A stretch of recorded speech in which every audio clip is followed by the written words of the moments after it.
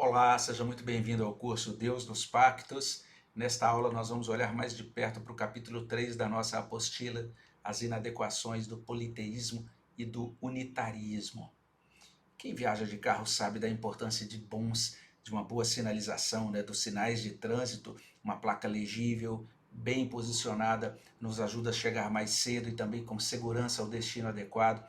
Mas, por outro lado, uma sinalização confusa produz confusão, produz caos, os motoristas se perdem, os acidentes são mais frequentes. E cada sistema de crença vai buscar a seu modo apontar um caminho, vai funcionar como sinalização para que a gente chegue até uma divindade.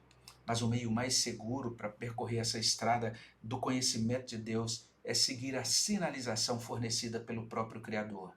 Em meio a um amontoado de sinais confusos, Deus se revelou nas Sagradas Escrituras. A segunda caricatura da divindade apresentada então no nosso curso é o politeísmo. O politeísmo é essa noção de que existem vários deuses. Uma noção que é muito distinta, muito diferente da verdade da palavra de Deus, da Bíblia Sagrada. A Bíblia vai dizer que existe apenas um Deus, mas o politeísmo ele defende a crença em muitos deuses. O teólogo François Turretini chama atenção para um dado bíblico bem interessante. Ele medita ali em Efésios capítulo 2, versículo 12. Naquele texto, Paulo está se dirigindo àqueles cristãos que são de origem gentílica, e ele diz que aqueles cristãos eram estranhos à aliança do Antigo Testamento, e ele vai fazer uma afirmação, ele faz uma afirmação, melhor dizendo, de que aqueles irmãos outrora eram sem Deus nesse mundo. E quando a gente encontra essa expressão sem Deus, ela está traduzindo uma palavra na língua grega que significa literalmente ateus. Ou seja, eles eram ateus apesar de serem politeístas. A ideia é que aquele que abraça vários deuses ou que crença em diferentes divindades, ele continua sendo ateu no sentido de que ele ainda não conhece o verdadeiro Deus da Bíblia. Ele não acolhe o Deus único e verdadeiro. Isso é assim por conta do coração humano, né? Uma das fontes do politeísmo é exatamente o coração humano decaído. A gente está falando sobre isso desde o início desse curso, né? Que a fábrica do homem, ou desculpe, o coração do homem é uma fábrica de ídolos, como disse João Calvino. E é isso que acontece. O homem vai vivendo essa vida, vai sendo premido pelas necessidades e vai se voltando em diferentes direções em busca de ajuda. E é exatamente nesse sentido que ele vai fazendo para si muitos deuses, como explica Turretini. A Bíblia diz assim: há somente um Deus. Êxodo capítulo 20, versos 2 e 3. Eu sou o Senhor teu Deus que te tirei da terra do Egito, da casa da servidão. Não terás outros deuses diante de mim. E ainda, Deuteronômio capítulo 4, versículo 35. A ti te foi mostrado para que soubesses que o Senhor é Deus, nenhum outro há senão Ele. Isso não significa que não existam ídolos, mas a gente precisa compreender que a Escritura vai dizer para a gente, vai revelar para nós que os ídolos são produtos da imaginação. Ou então eles provêm de criaturas com aspirações insanas, né? Seres humanos que de repente se acham divinos. Então são aspirações que não batem com uma perspectiva realmente serena, moderada da vida, vamos dizer assim. A palavra de Deus vai dizer o seguinte, que somente o Deus da Bíblia é Deus. Há ocasiões em que a Bíblia inclusive vai dizer vocês são deuses, né? Ou que reis e magistrados são também chamados de deuses, porque afinal de contas eles estão funcionando como agentes históricos da justiça divina, mas do ponto de vista da essência divina, de ser o único digno de receber verdadeira adoração, devoção, serviço do homem, não há outro Deus. Somente o Deus da Bíblia é Deus. 2 Samuel 7,22 traz o seguinte: portanto, grandíssimo és, ó Senhor Deus, porque não há semelhante a ti, e não há outro Deus além de ti, segundo tudo o que nós mesmos temos ouvido. Isaías 45, verso 5, eu sou o Senhor e não há outro, além de mim não há Deus, eu te cingirei ainda que não me conheces. Mas observe a declaração, além de mim não a Deus. Há somente um Deus, somente o Deus da Bíblia é Deus. É nesse sentido que o politeísmo é idolátrico na essência. A idolatria engana, porque ela motiva a nossa confiança, ela propõe, ela define a realidade para a gente. A idolatria promete significado, tudo isso separado, tudo isso à parte do Deus da Bíblia. Portanto, quanto mais a gente se devota à idolatria, mais preso a gente fica, mais escravizado a gente fica. A grande verdade é a seguinte: o politeísmo nos torna semelhante ou semelhantes aos ídolos que nós veneramos. É interessante que esse ídolo nada comunica acerca de Deus vivo, do Deus vivo. Os ídolos nos cegam, os ídolos nos impedem de escutar a mensagem da salvação. Eles são inertes, não é? A gente encontra algo sobre isso no Salmo 115, versos 4 a 8. Prata e ouro são os ídolos deles, diz o Salmo 115. Obra das mãos de homens. Tem boca e não falam, tem olhos e não veem, tem ouvidos e não ouvem, tem nariz e não cheiram, suas mãos não apalpam, seus pés não andam, som nenhum lhes sai da garganta. E veja só, tornem-se semelhantes a eles os que os fazem e quantos neles confiam. E o grande problema, o problema adicional, né, além de ser um Deus, uma divindade falsa, o ídolo não conseguia atender a nossa verdadeira demanda, ele não dá conta das nossas necessidades espirituais, mas tem um problema adicional, é que quando a gente se devota a um ídolo, imaginando que estamos adorando divindades autênticas, nós terminamos subjugados a demônios ou subjugados por demônios. Olha o que Paulo diz em 1 Coríntios 10, de 19 a 20, que digo, pois, que o sacrificado ao ídolo é alguma coisa? Ou que o próprio ídolo tem algum valor? Antes digo que as coisas que eles sacrificam é a demônios que as sacrificam e não a Deus. E eu não quero que vos torneis associados aos demônios.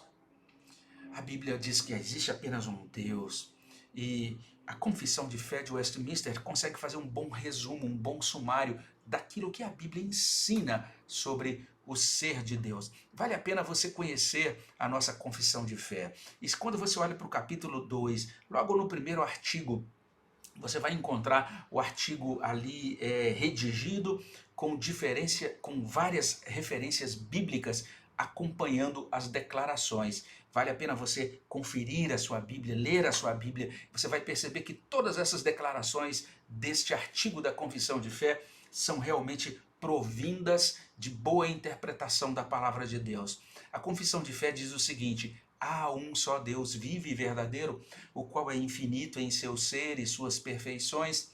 Ele é um espírito puríssimo, invisível, sem corpo, membros ou paixões, é imutável, imenso, eterno, incompreensível, onipotente, onisciente, santíssimo, completamente livre e absoluto, fazendo tudo para sua própria glória e segundo o conselho da sua própria vontade, que é reta e imutável. É cheio de amor, é gracioso, misericordioso, longânimo, muito bondoso e verdadeiro galardoador dos que o buscam. E, contudo, ele é justíssimo e terrível em seus juízos, pois odeia todo o pecado e de modo algum terá por inocente o culpado. Essa é a visão, é a descrição do Deus verdadeiro. Não existem vários deuses, há apenas um único Deus, o Deus vivo e verdadeiro. E olha só as características desse Deus, essas características são apresentadas no capítulo 2 da nossa Confissão de Fé. Isso precisa ser relembrado, porque a nossa alma latina é muito propensa ao politeísmo. Nós temos um catolicismo que chega por meio dos nossos colonizadores, também os países de fala hispânica vão ter a mesma influência, e a gente vai ter agora essa mistura de crenças, né? As crenças do catolicismo tridentino, misturadas com as crenças e práticas indígenas e com as crenças de origem africana. Nós vamos ter aqui no Brasil esse fenômeno da mistura entre catolicismo popular e espiritismo. Isso acaba se derramando, resultando nessa devoção a entidades e a santos mediadores. Outros países que não têm a mesma miscigenação cultural nossa, mesmo assim, são ainda afetados por ideias politeístas. Estados Unidos, Europa, Oceania, nós encontramos nesses países esse reavivamento de crenças e práticas religiosas do paganismo. Cada vez mais são ultrapassados os limites impostos pelo primeiro e segundo mandamentos. Nós não devemos ter outros deuses além do Senhor. Nós não devemos nos devotar a ídolos produzidos por nossa própria imaginação e por nossas próprias mãos. É o que diz Êxodo 20, de 3 a 5. Nós devemos deixar de lado, então, todas essas ideias e todo tipo de devoção politeísta. Vejamos agora a terceira caricatura da divindade. A primeira caricatura da divindade é o monismo. A segunda caricatura da divindade é o politeísmo. A terceira caricatura da divindade é o unitarismo. O unitarismo é também chamado de antitrinitarismo. É a doutrina que nega o dogma da Trindade. Ela reconhece que existe sim um Deus, mas esse Deus é apenas uma pessoa. Esse é o ponto de vista do unitarismo. E embora os unitaristas rejeitem os credos e tenham um espectro amplo de crenças, eles enfatizam a estrita unidade de Deus. Então, os unitaristas negam as pessoas divinas ou a divindade de Jesus Cristo e do Espírito Santo. Existe aquilo que a gente pode chamar de unitarismo herético. O unitarismo herético, ele se desdobra, ele se mostra dentro da história em diferentes grupos. Por exemplo, existe o chamado monarquianismo. O monarquianismo às vezes é chamado também de sabelianismo, por conta do seu fundador, uma pessoa chamada Sabélio, não é? Ou às vezes ele é chamado de modalismo. E você já deve ter ouvido falar sobre isso, às vezes inadvertidamente. Eu já vi gente evangélica, às vezes, querendo explicar a doutrina da Trindade e dizendo o seguinte: a Trindade funciona assim, é como nós no nosso dia a dia, né? Então eu saio de casa e vou para o meu trabalho. Lá no meu trabalho eu sou o profissional. Mas, de repente, quando eu termino o meu expediente, eu vou então para buscar as minhas crianças na escola. Então ali eu sou o pai. E depois eu chego em casa com as crianças, né? E ali minha esposa também já chegou do trabalho, a gente se encontra, e ali com a minha esposa eu sou o marido. Então eu desempenho 3 papéis: de profissional, de pai, de marido. Uma só pessoa, funcionando de 3 maneiras, funcionando de 3 modos, desempenhando 3 papéis. Isso é modalismo. Uma única pessoa funcionando de 3 modos. Isso é heresia. Não é isso que a Bíblia ensina sobre o ser de Deus. A Bíblia não fala de uma única pessoa funcionando de 3 modos, mas sim de um único Deus, uma única substância divina e as 3 subsistências, as 3 pessoas, Pai, Filho e Espírito Santo. Outra forma de unitarismo herético é o arianismo. O arianismo vai dizer que Cristo é uma figura exaltada, um ser exaltado, mas Cristo não é divino, Cristo não é Deus. Nós encontramos uma atualização do arianismo na seita Testemunhas de Jeová, uma das seitas que mais crescem no mundo atual. Existem também as sociedades unitaristas, e aqui no Brasil isso não é tão forte assim, mas nos Estados Unidos a gente tem a igreja unitariana, a igreja que defende essa grande bandeira, essa é a grande bandeira para essa igreja, a bandeira antitrinitária. E temos certamente também a religião de maior destaque hoje no Ocidente, de maior crescimento no Ocidente, que é o islamismo. O islamismo vai declarar: Alá é o único Deus, mas ele não acredita, não vai de maneira nenhuma aceitar que esse Deus subsiste em 3 pessoas, Pai, Filho e Espírito Santo. Para o islamismo, Jesus Cristo é um profeta, extremamente respeitado inclusive por eles, mas eles jamais vão dizer que Jesus Cristo é Deus.